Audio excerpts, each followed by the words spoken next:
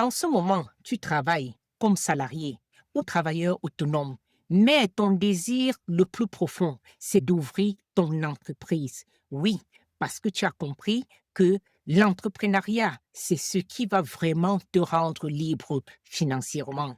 Seulement que d'une part, tu as peur de perdre le salaire et la sécurité que tu as comme salarié. Ta peur est fondée, car c'est la même peur que moi également j'ai eue quand j'ai voulu franchir le pas.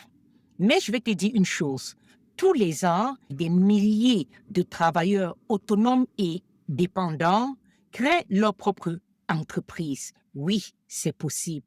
Et c'est pour cela que dans cette vidéo, je vais te donner les 5 étapes pour pouvoir franchir le pas en te sentant à l'aise et sans courir des gros risques inutiles.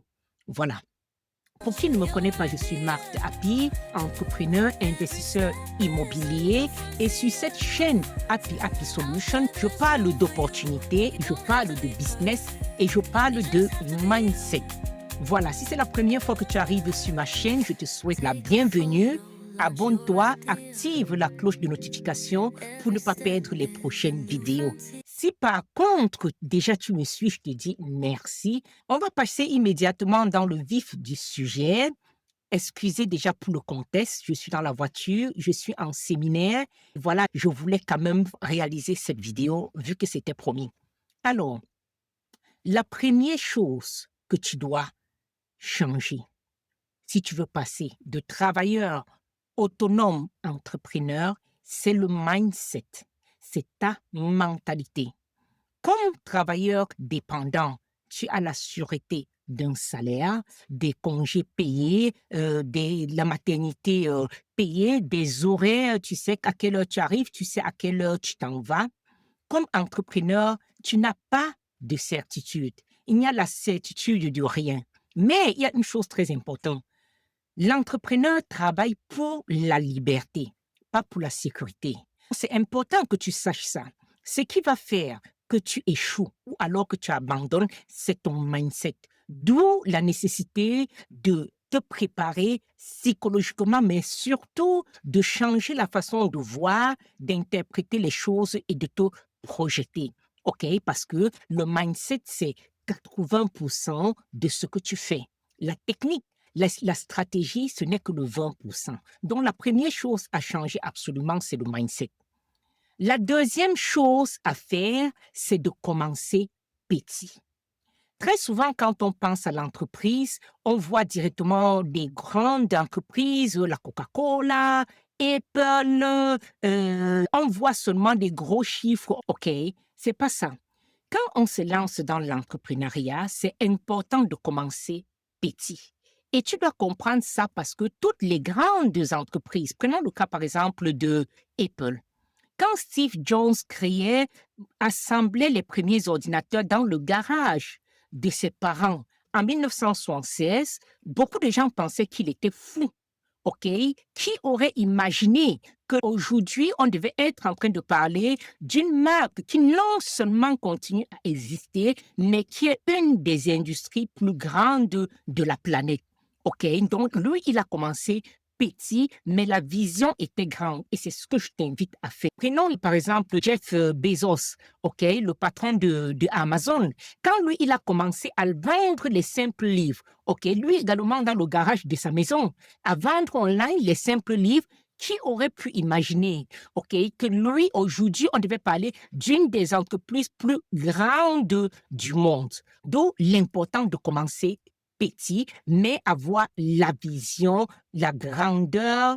La troisième chose qu'il faut que tu saches, c'est que tu n'es pas obligé de te licencier immédiatement pour te lancer dans l'entrepreneuriat. Oui, parce que il y a la possibilité de commencer pendant que tu es encore travailleur dépendant ou autonome, tester ton produit sans attendre que ce soit parfait. Et c'est quand tu commences à voir des premiers résultats que tu décides maintenant de te licencier. Ça te donne la tranquillité de pouvoir essayer vraiment et d'avoir un peu de certitude par rapport à ce que tu fais. Rappelle-toi que tu ne seras jamais sûr à 100% parce que tu peux faire tous les tests que tu veux. L'entrepreneuriat par excellence, c'est le risque. C'est aussi pour cela qu'il y a des gros gains parce que qui dit gros risque dit gros gains. Et il faut que tu saches cela.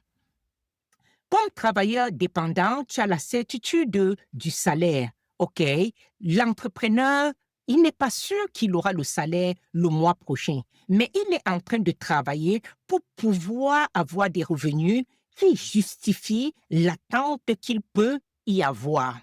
La quatrième chose, c'est que tu auras la nécessité de te former. Comme travailleur dépendant ou autonome en ce moment, peut-être tu ne te formes pas parce que tu n'es pas obligé de le faire. Si l'entreprise a des programmes qui demandent que les employés se forment, toi tu te formes. Mais disons que ça ne fait pas partie de ton programme de te former. Non. Comme entrepreneur, tu dois mettre la formation dans ton emploi de temps, dans ton projet. Parce que l'entrepreneuriat, ça veut dire comprendre beaucoup de choses. Et même si jamais tu vas déléguer, il faut que tu aies une culture générale par rapport à tous les secteurs de ton activité. OK? Ce qui fait que tu auras besoin de savoir un peu de choses sur la comptabilité, un peu de choses sur le marketing, un peu de choses sur la gestion du personnel. Voilà, donc la formation fait partie du paquet d'un entrepreneur et la formation est continue. Toujours. Si tu sais comment éviter. Si tu ne sais pas, tu vas seulement te retrouver en train de corriger les erreurs. Maintenant, la cinquième chose qu'il faut que tu saches, c'est que tu auras la nécessité de déléguer. Tu ne peux pas tout faire toi-même. OK?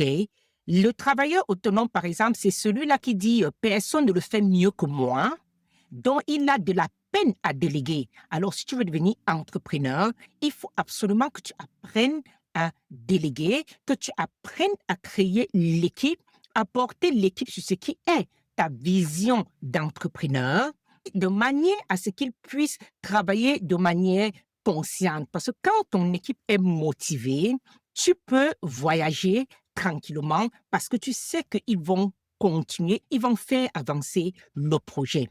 Donc, désormais, tu as compris que tu respectes ces 5 étapes, tu peux te lancer tranquillement dans l'entrepreneuriat. Comme j'ai dit tantôt, la certitude n'existe pas. Sache que c'est un parcours que s'il est bien fait, tu auras une satisfaction qui vaut la peine d'entreprendre. J'espère que désormais, tu n'as plus d'excuses. Si la vidéo t'a plu, bien entendu, mais j'aime, OK, partage-la et voilà, sache que je suis coach également. Donc, si tu veux qu'on voie ensemble ta situation par rapport à un projet pour planifier ton passage du travailleur autonome à entrepreneur, tu peux m'écrire, il n'y a pas de problème, contacte-moi. Je te souhaite bon parcours dans ton projet d'entrepreneur et à la prochaine. Ciao!